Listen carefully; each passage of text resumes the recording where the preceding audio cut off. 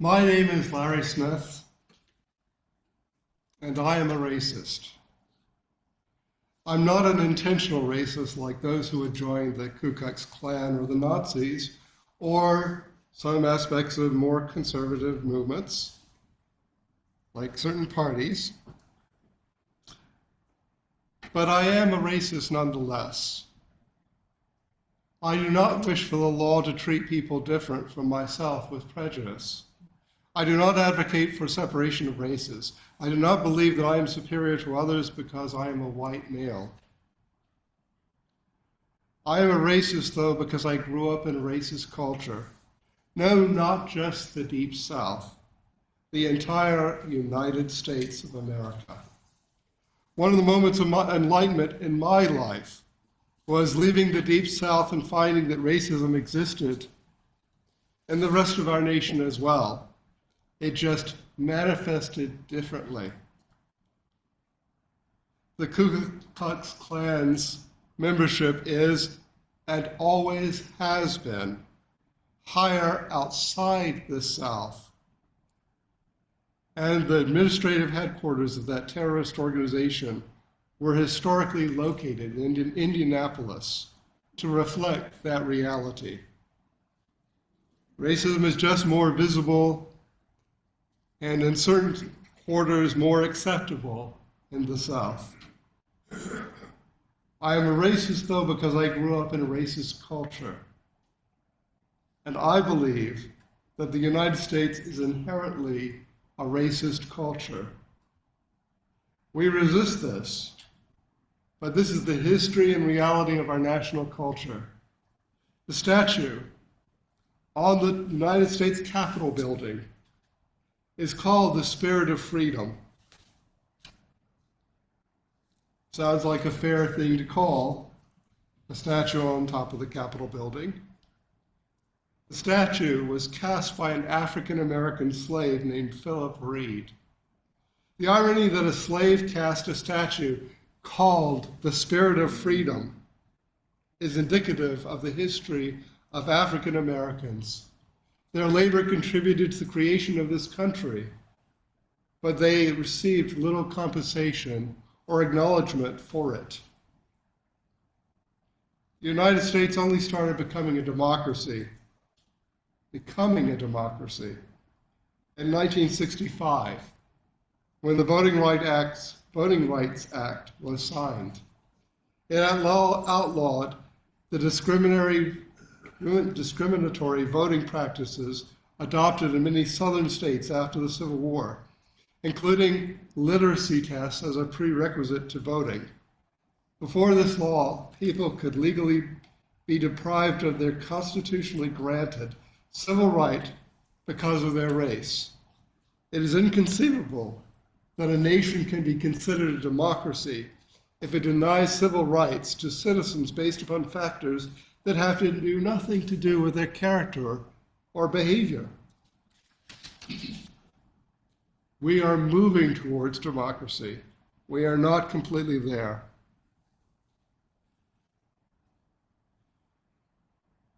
We see this nowadays as efforts are being made again to curtail the civil rights of many different groups due to factors that are inborn.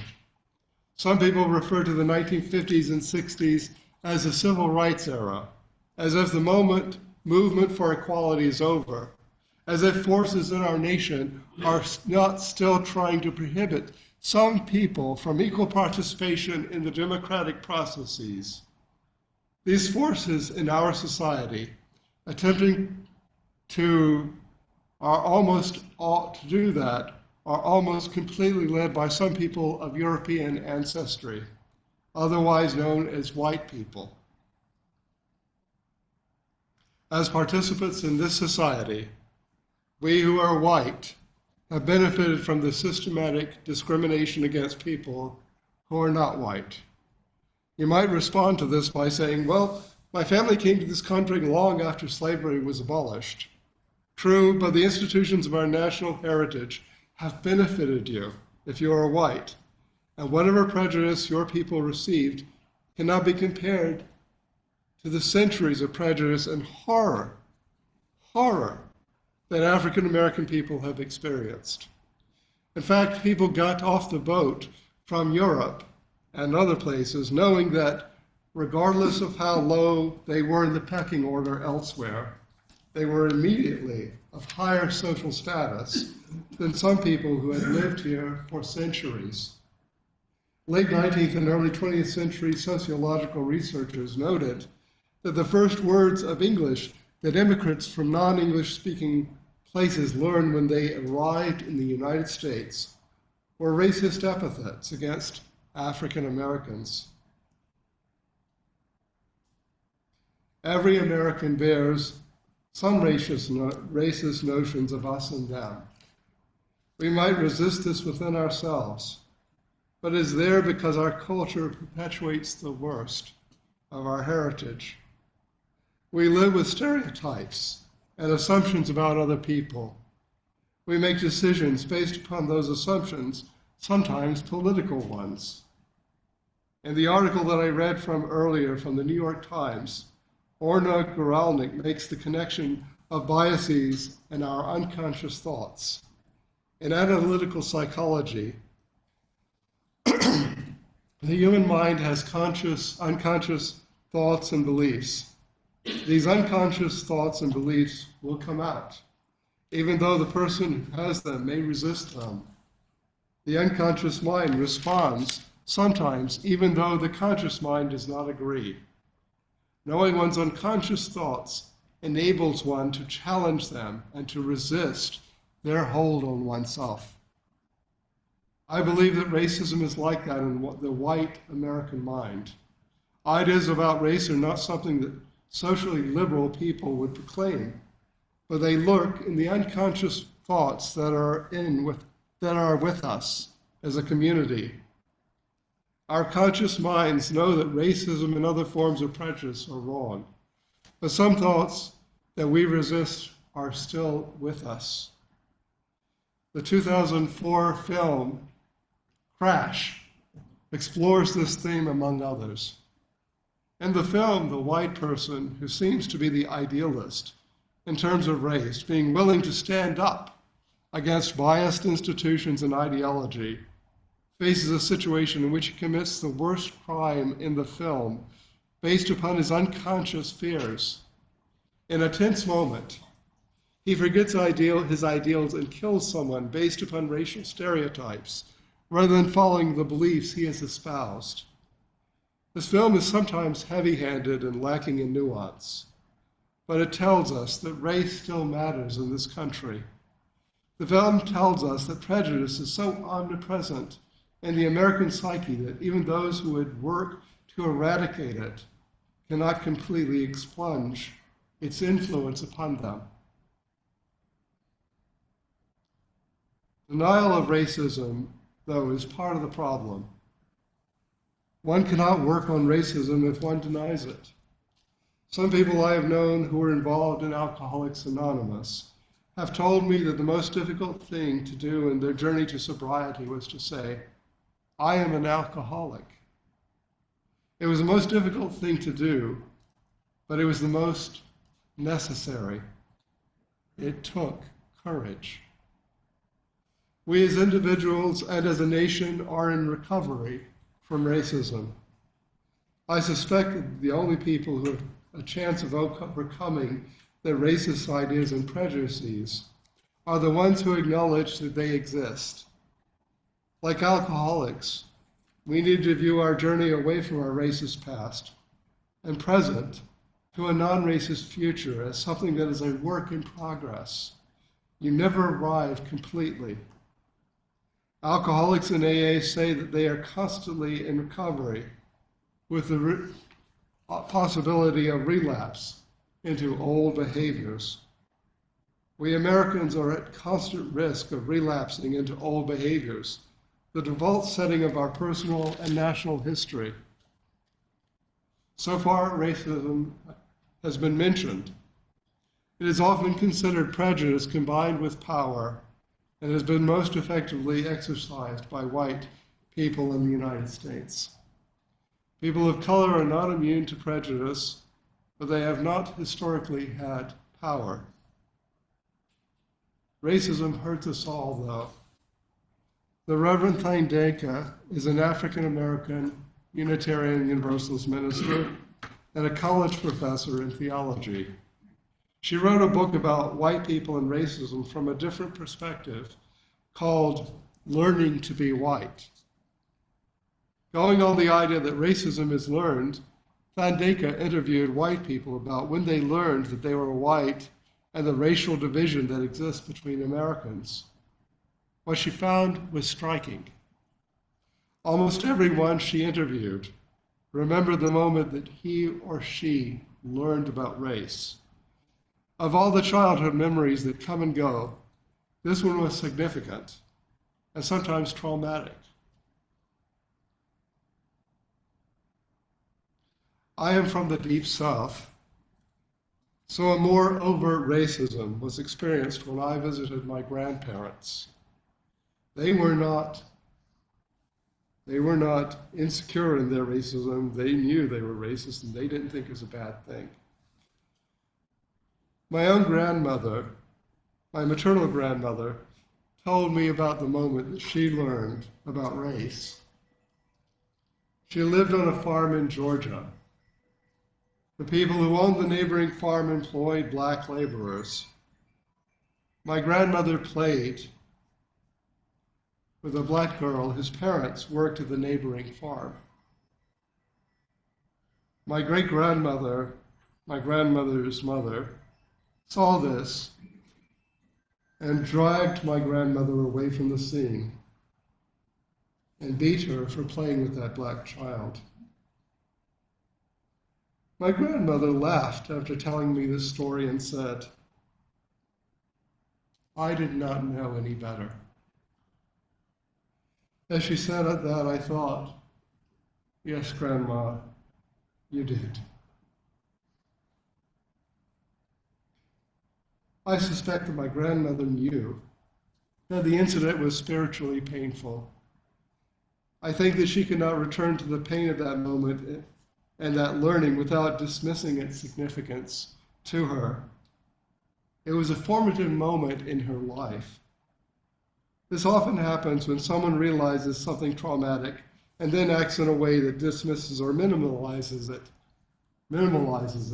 at the same time. My grandmother told me that story from her childhood for a reason. It probably was not to demonstrate the rightness of racial separation. I think that she was unconsciously telling me about something that was traumatic in her experience. Racism is not just something that affects people of color, it affects white people too. Many white people have problems talking about race. Maybe we are too afraid of talking about race because we fear that something we say about the subject will seem racist to others and that we will be rejected or mocked. In my classes at Newman University and many other settings, I noticed that white students felt uncomfortable talking about racial dynamics in mixed settings. I noticed that the students of color are willing to talk about racial dynamics probably because such an open discussion led to what they experience every day. The point of this is that we need to remember that we as individuals and as a nation are in recovery and that we will relapse into previous assumptions and behaviors. We need to seek the forgiveness of others and the forgiveness of our innermost selves. We need to listen fully to what others have to say. And believe me, I know that that takes courage. Unitarian Universalist communities are not immune from the trends in our society. The strain around race is found in Unitarian Universalist congregations, many of which are located in mostly white neighborhoods throughout the nation.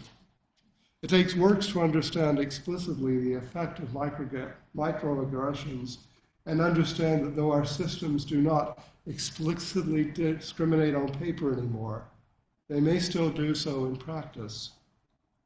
In my time as a Unitarian Universalist minister, I have experienced people in our faith struggle in their dealings with African Americans. Often those who labored ardently as anti-racists were unaware that their actions blatantly revealed their unconscious stereotypes or even their own actions. I remember someone who was a social activist for racial equality who felt comfortable reaching out and touching African Americans' hair without first asking permission. I remember being told about a white colleague in the Unitarian Universalist ministry who was involved in anti-racist activity in her community. Congregants told me that she would wash her hands after shaking the hands of African Americans.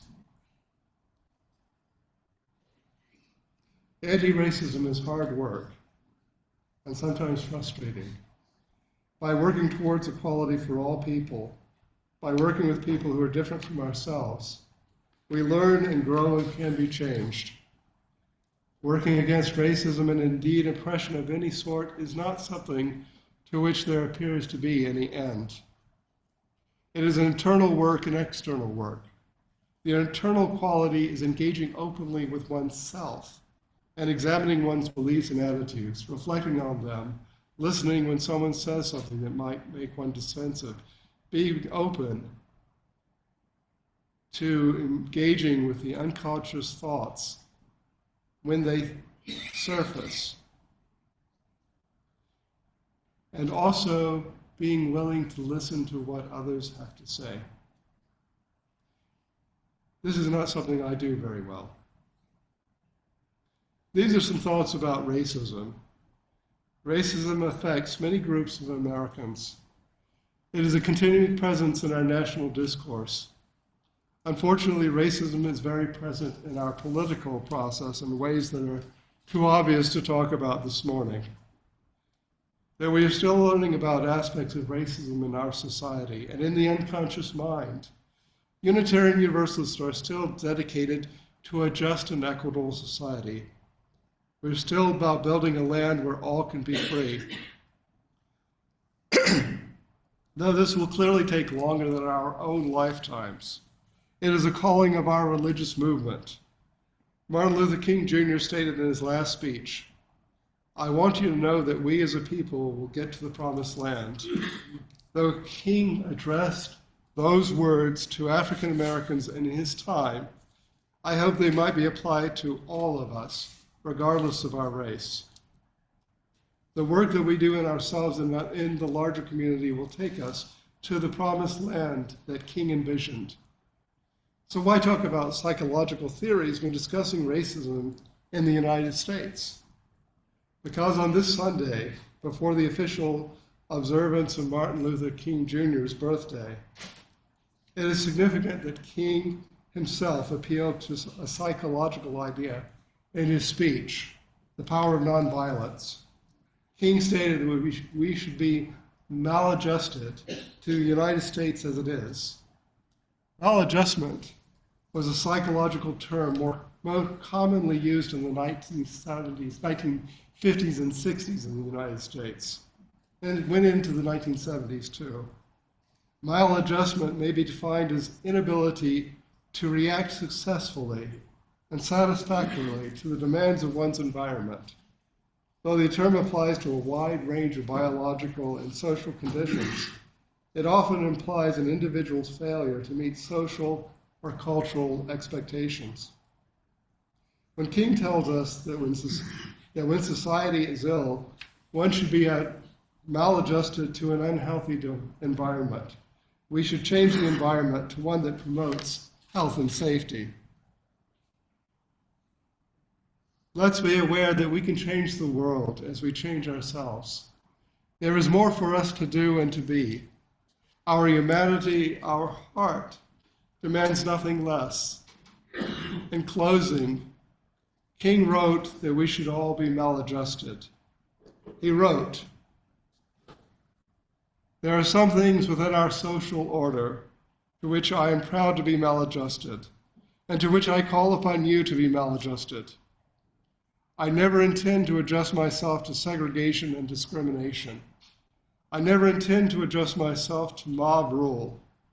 I never intend to adjust myself to the tragic effect, to the methods of physical violence, and to tragic militarism. I call upon you to be maladjusted to such things. I call upon you to be as maladjusted as Amos, who in the midst of injustices of his day, cried out in the words that echo across the generations, "Let judgment run down like water, and righteousness like a mighty stream." May we continue to be maladjusted to this world.